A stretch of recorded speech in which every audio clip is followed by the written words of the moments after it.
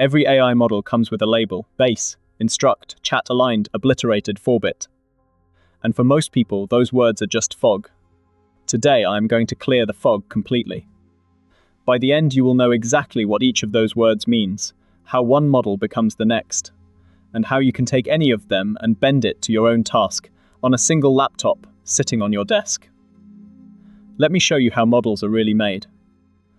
Let me start in the year 2020, because that is where this becomes a story. Imagine you are a researcher with a wonderful idea. You want to take GPT-3, the most powerful model in the world, and teach it your own special task.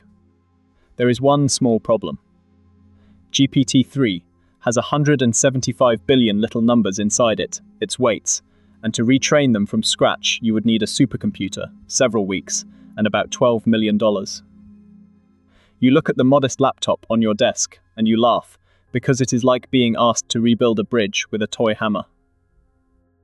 And yet, just a few years later, that same laptop can fine-tune a model even stronger than GPT-3 in under half an hour for the price of a cup of coffee. Nobody made the laptop into a supercomputer. Instead, a handful of clever people realized we never needed to move the mountain at all. To understand how, we first have to be very clear about one thing. What is a model, actually?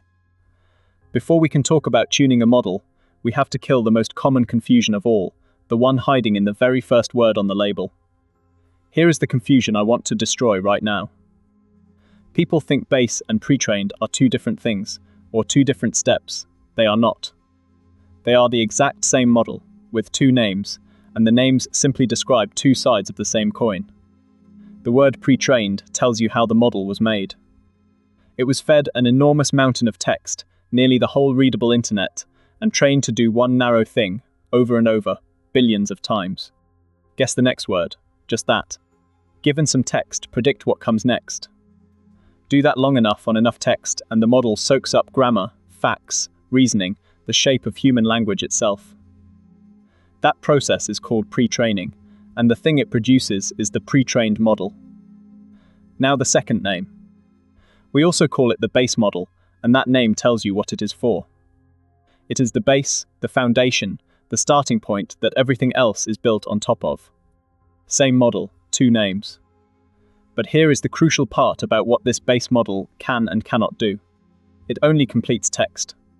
That is its entire skill. If you type the capital of France is, it will happily continue Paris. But if you ask it a question like a person, it does not answer you. It just tries to guess what words might come next after your question. It does not know it is in a conversation. It does not follow instructions. And it never, ever refuses anything, because refusing is a behavior nobody has taught it yet. Hold that thought, because everything else is built on this one plain stone. A base model is raw potential. To turn it into the helpful assistant you actually chat with, you add a second stage of training on top. So we take that base model and we teach it two new things, in two steps. The first step is called supervised fine-tuning, SFT for short. We show the model thousands of examples of the form. Here is an instruction, and here is a good answer to it. Instruction answer. Instruction answer. Over and over. And the model learns a genuinely new behavior. It learns that when a human writes something, it should respond to it, help with it, answer it, rather than just continue the text. After this step, it follows instructions, and it can hold a conversation. That is already most of the way to the assistant you know. Then comes the second step, called RLHF, Reinforcement Learning from Human Feedback, or a newer cousin of it called DPO. Here we show the model two possible answers, and we tell it which one people prefer, again and again, until it learns to lean toward the answers humans like, the ones that feel helpful, polite, and safe. And this second step is where something important is born. This is exactly where the model learns to refuse. Every guardrail, every I am sorry, but I cannot help with that, every polite decline, none of it was in the base model. It is all planted here, in the alignment step. The finished result, base plus these two stages of post-training, is the model whose name ends in instruct, or chat, or aligned. Same family, one more layer. Let me put the whole chain on one board. Here is the entire family tree on one picture, and I want you to read it left to right. On the far left is the pre-trained model, which is the same thing as the base model, one box, two names. It was made by that endless next word game on a mountain of text, and all it does is complete text. Follow the arrow to the right. We add supervised fine-tuning and then human feedback alignment, SFT and RLHF, and we arrive at the Instruct model, the one that follows instructions, chats, and politely refuses. Follow the arrow once more. We take that Instruct model and we surgically remove its refusals, and we get the Abliterated model, which we will come to in a moment. So the main road is a straight line. Base, then Instruct, then Abliterated, each one built from the one before it. Now notice the arrow pointing off to the side, drawn separately on purpose. That is quantization, and it is not a step on this road at all. It is a completely separate idea that can be applied to any box on the chain. Keep that side arrow in the corner of your eye, because it is the piece most people get tangled up in. First, let us finish the main road and remove that no. The Instruct model can refuse. Sometimes you own the machine and you want a model that simply answers. There is a precise, almost surgical way to get one. Now, that Instruct model refuses things. Often that is exactly what you want. But sometimes you are running a model entirely on your own hardware, for your own legitimate reasons, and you want it to just answer, without a corporate guardrail sitting between you and your own machine. There is a beautifully precise way to do this, and its name is abliteration. Here is the key idea. When researchers looked closely inside an aligned model, they found something surprising. That whole feeling of, I cannot help with that, was not scattered everywhere. It was concentrated along essentially one single direction inside the model's activations, one specific pattern that lights up whenever the model is about to refuse. So abliteration does exactly what a good surgeon would do. It finds that one refusal direction, and it carefully adjusts the weights, so the model can no longer move along it. Turn that one thread aside, leave everything else untouched. And this is the important detail. It is not retraining. You are not teaching the model anything new, and you are not feeding it fresh data for hours. It is a direct edit of the numbers, quick and targeted. The model keeps all of its knowledge, all of its skill, all of its ability to follow instructions. It simply loses the reflex to refuse. Two things to be clear about. First, you always obliterate the Instruct model, never the base, because a base model has no refusals to remove in the first place. Remember, it was never taught to say no. And second, be honest about what this is really for. It is about full control of a model on hardware you own, the ordinary freedom of self-hosting, the same as owning the notebook you write in. It is not a license to do harm. There is one more word on the label that belongs to a totally different family than base, Instruct, and Abliterated. Let us pull it apart cleanly. You will constantly see models labeled 4-bit, or GGUF, or NVFP4, and people mix these up with base and Instruct as if they were the same kind of word. They are not, and this is worth saying very plainly. Quantization is not a type of model, it is compression. Think about what those weights actually are. They are just numbers, billions of them, and normally each one is stored with 16 bits of precision, lots of decimal places. Quantization asks a simple question. Do we really need all that precision? And it turns out mostly you do not. So you round each number down to just 4 bits, far fewer decimal places. The model instantly becomes about 4 times smaller and faster, and the quality drop is so tiny you can barely measure it. That is all quantization is, squeezing the numbers to take less room. And here is the point that ties it back to everything else.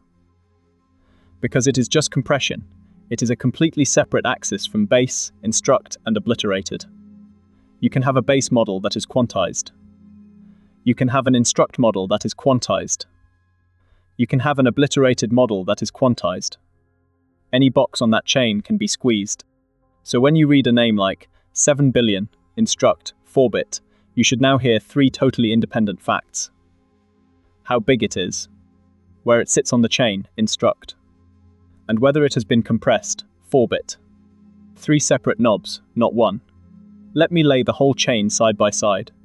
Here is the whole taxonomy on one card, and if you remember nothing else, remember this table. First column, the base model, which is the same thing as the pre-trained model. It is a raw text completer. It does not follow instructions, it never refuses, and it is made by that next word game on a huge pile of text. Middle column, the Instruct model.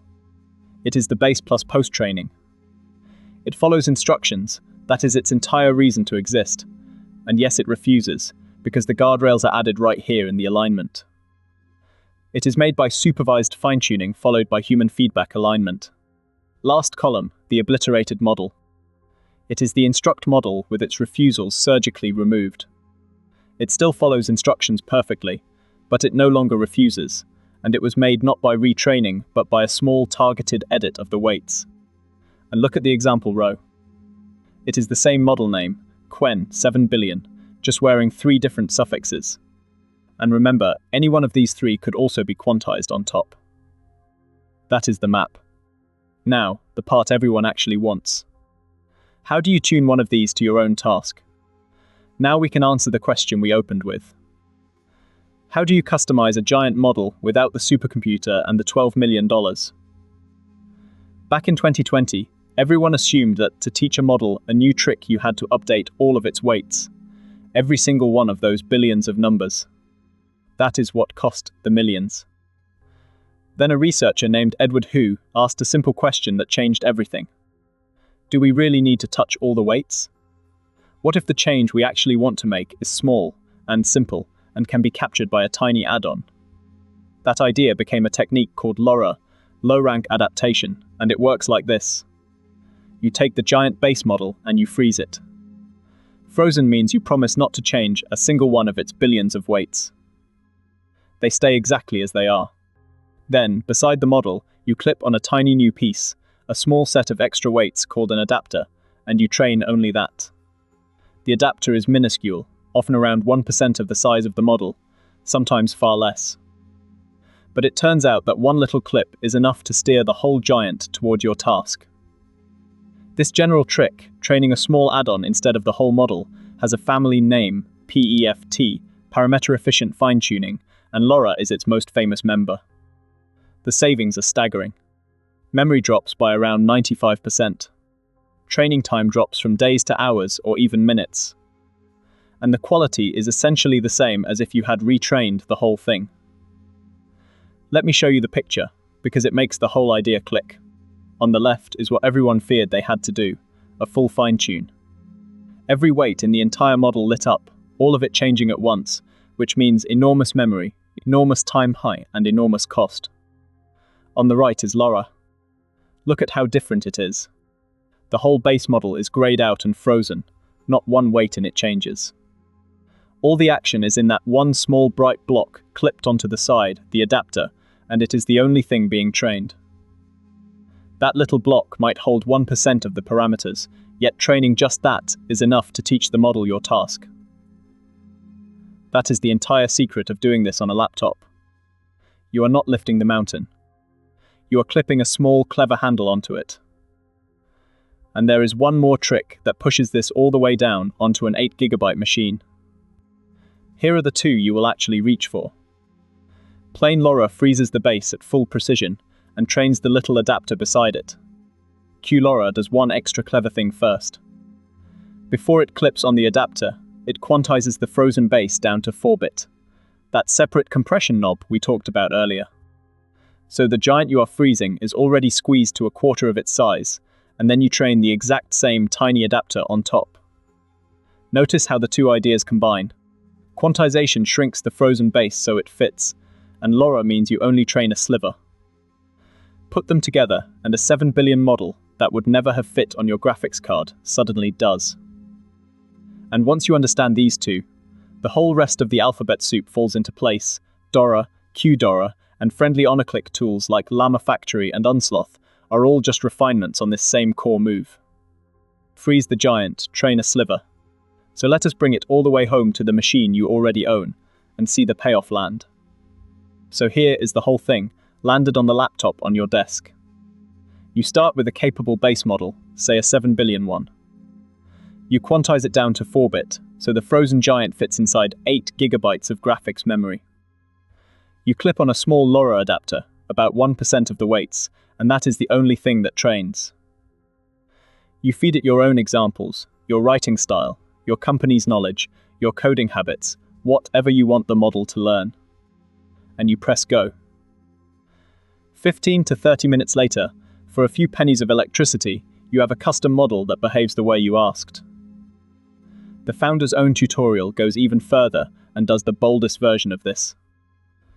It takes a raw base model, one that cannot follow a single instruction, and fine-tunes it from scratch into an instruction from following assistant, doing with a small adapter and a few hours exactly what the big labs do with warehouses of machines. That is the thing to sit with for a second. The step that cost $12 million and a supercomputer in 2020, you can now do a version of on a laptop, over lunch, for the price of a coffee. The mountain did not shrink.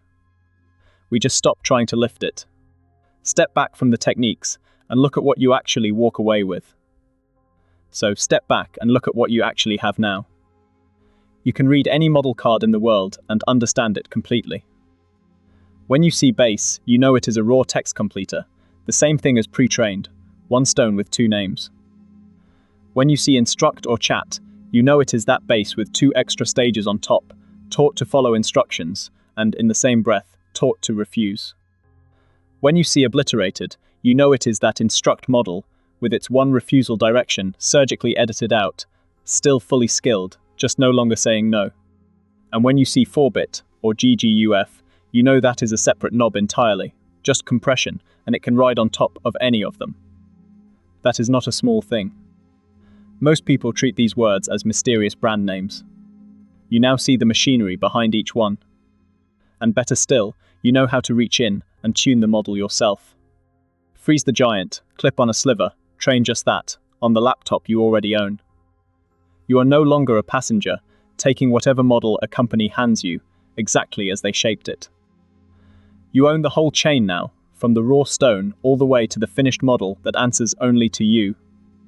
The full tutorial, every technique and every script, from LoRA on a laptop to building an instruction-following model out of a raw base, lives in a free write-up on GitHub at github.com/bayhanmeirali. If this made the model card make sense at last, subscribe and join us for the next one. This has been Code Zen.